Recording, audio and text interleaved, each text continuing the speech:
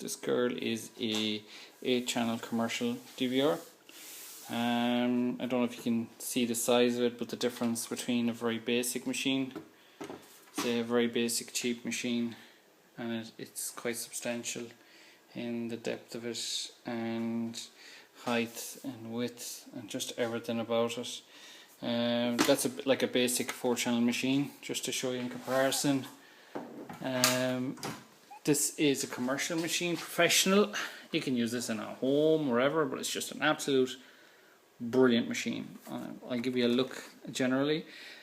This machine was brought in to be serviced, and the customer wanted an upgrade, so this machine has served very, very well. The CD rewriter wasn't working on it, so that was replaced. You can push button control on it, as I'll show you shortly. Power, it's got a jog shuttle controls on it. At the back of it, what you have is your 8 RG59 inputs here at the back. You have a main RG59 monitor output. You also have a spot monitor output, which I'll show you in the settings. S-video, you have NTSC and PAL. Obviously you'll be using PAL. You got audio inputs for recording audio, your audio output if you want to output it to a television or speakers. You got your VGA is more than likely what you'll be using, because you get really good quality out of the VGA. And I'll show you using the VGA on an LCD to standard PC monitor. Alarm inputs, LAN, so you can connect it to a local area network or internet or whatever you want to do, and your power. So I'll just give you a quick look on the inside, show you the monster that's inside here. You'll always know a really good machine, size and weight of it. This is a beast of a machine. As you can see, it's got a really, really good power supply, really great board. The hard drive has been fully tested.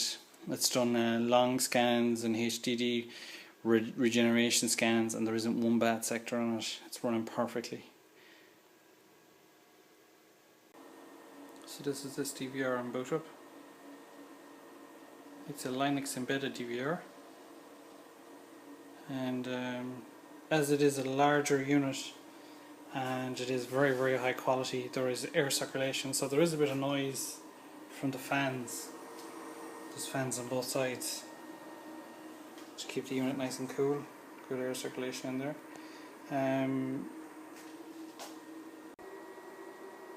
So we've got the system operating here. As you can see, the display is slightly offset here. Wherever I go into the monitor, it's to do with resolution. This display is probably not as high quality as what the system is used to being on. This display is quite a few years old, so I need to go into the controls here and adjust where the screen is, but I'm not going to do that because this is only here for test. So the machine is working absolutely perfectly. It's been fully tested. This is the display views. By hitting the buttons on the down here, you can do different things, like you can adjust the display mode. You can have one screen mode, picture in picture. You can have 4, and you have your 8 cameras. This is all can be done from the front of the machine.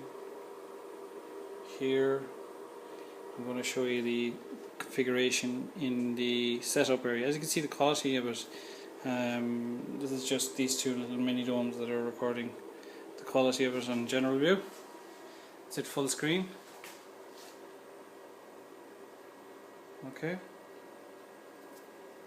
that's live. Okay, we'll have a look at the other camera there, and that's that one. It's just looking at an image that's there.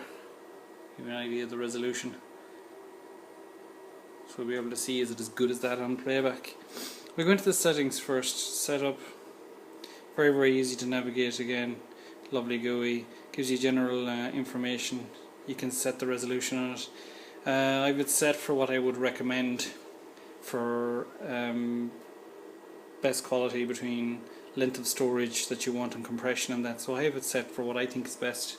You can change that for, you can go down to lower resolutions, but I think it decreases the quality. It's very, very visible. 720 by 288. 720 by 576 is the highest, but to be honest, I don't see a huge difference between that and 720 by 288 on this machine. Again, every machine is different, every compression is different, so you just need to go through it and see, work on it and see what works the best. Sequence dwell times, spot dwell times, this is for spot monitors and stuff like that, so you can play around with a lot of these settings. I'm going to go through what's important. Language is okay, so we'll cancel out of here. Time and date, again, you can go in and set your time and date and your region and all that kind of stuff. Backup, you can back up to your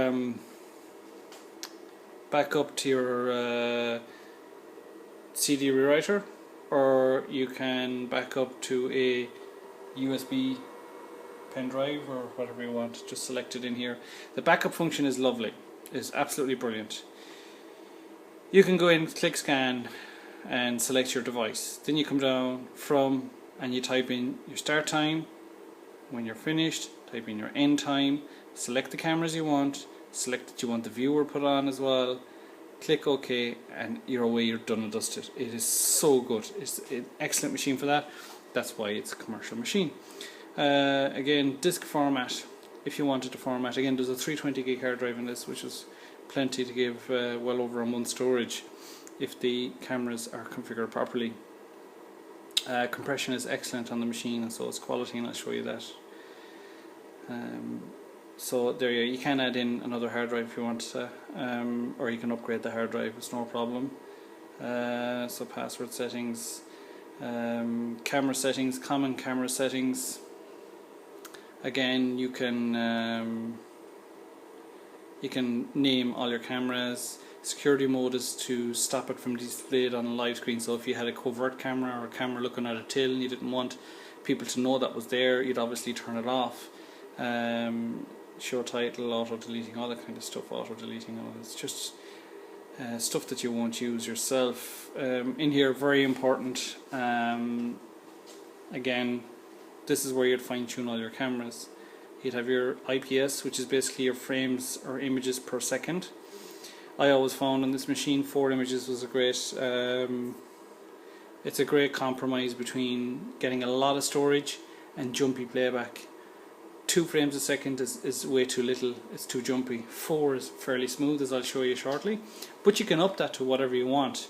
I mean, you could up it to whatever the machine can handle. Now, quality, there is low, which I find compression it's too. There's high, which is it's actually very good, and highest, I just find it is very, very smooth on highest. Sensitivity is your motion detection sensitivity. Again, you can test this if you want. I've always found around the 80 or 90 is fine, but if you want to really fine tune it, you can go in there and play around. Area, you can select and deselect areas of that you don't want motion detection in. Audio, you can set the channels that you want audio recorded on and record is on, because you might have a camera plugged in there that you don't want recorded, you know, that might be looking at something that you just want to view live. So I'll just cancel out of that. Schedule again, you can go in and select your schedule independently, say for camera 1 or for all of them, deselect all of them. Say for camera 7, we can go in and okay that, and you can go in and select for camera 7 I want motion, I want continuous, whatever you want. Motion detection is absolutely excellent on it, so I'll leave it at motion detection, never had a problem. Color, here's a fantastic area. You can go in here and say for camera 1 we want to edit the brightness on this, so let me say, oh man, that's too dark. Up the brightness of that, you know, just for the environmental settings, because your camera will never be 100% perfect, so you really to get your money's worth out of a machine, you really need the customizability just to fine tune your image. Always try to down your contrast a bit, because it clears up lines. If you notice, if you increase contrast, you get blurred out lines, you don't see as good, the resolution doesn't seem to look as good. So down your contrast as much as you can and increase your brightness a small bit, and you can go in here and adjust an awful lot of stuff in here. I'll default all these settings to what are standard and what I would recommend when the machine goes out. PTZ, again, you can hook in your PTZ into it, your full function dome, audio, there's audio recording in there of course. Alarm in outs, you've got motion alarm, video loss, so you can have alarm outputs and video loss alarms. A lot of this stuff you won't need smart alarms. Networking, you set up your settings for remote connections and all that kind of stuff. System information just gives you information about the system and storage. System log is okay, it's just for logins and tracking who's going in and out. System upgrade is not needed. Import, export. Factory default is what I'll be doing just before it goes out. Actually, I could do it now. And we'll reset all the passwords so that when you hit the search button, you can go into calendar search, time and date, which is just you enter your time and date. That's, you know, if you know exactly where you want to go. You also have event search, down through events. I never use it. Go to first, go to last, go to the first recording or the last recording. Calendar search is pretty cool. You can see the dates, so you can scroll through your calendar. Absolutely brilliant. You can select your time and you can see the times when we've had recording. So this is, we've gone into the last bit of recording there, and this is playback of one camera full screen. That's when I was putting the back yoke on it. Now that's at I can pause it there. That's at 4 frames a second, so you can have it much smoother by increasing the frame rate. Now what I can use is, what's brilliant is the jog shuttle internally like this. What that does is it does frame by frame, so you can maneuver frame by frame. I'll also show you for screen play. So it's playing at 4 frames a second recording. So as you can see, it's pretty smooth. If you wanted more, like if you really wanted more frames, you could. But I like that. It's a good medium between smoothness of frame rate and recording. So the quality, as you can see, the quality is very, very high in playback. You can increase the image size and the image quality by increasing the resolution in the settings.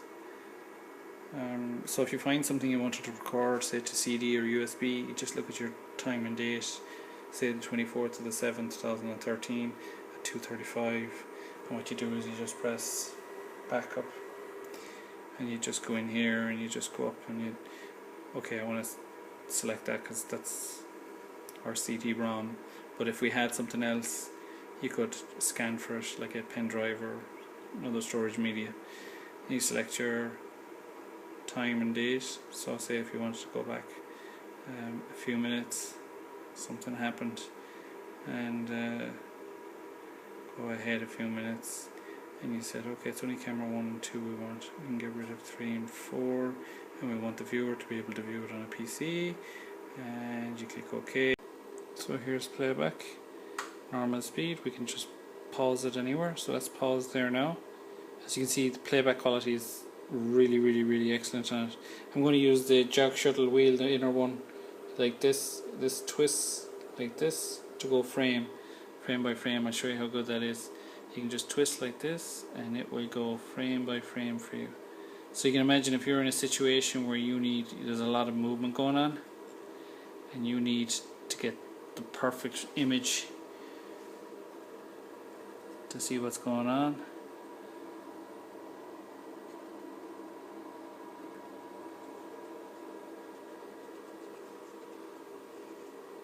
And we just play normal, and I'll show you what fast forward is like. So it's by 32, so as you can see it flies through it. We'll turn back to live view.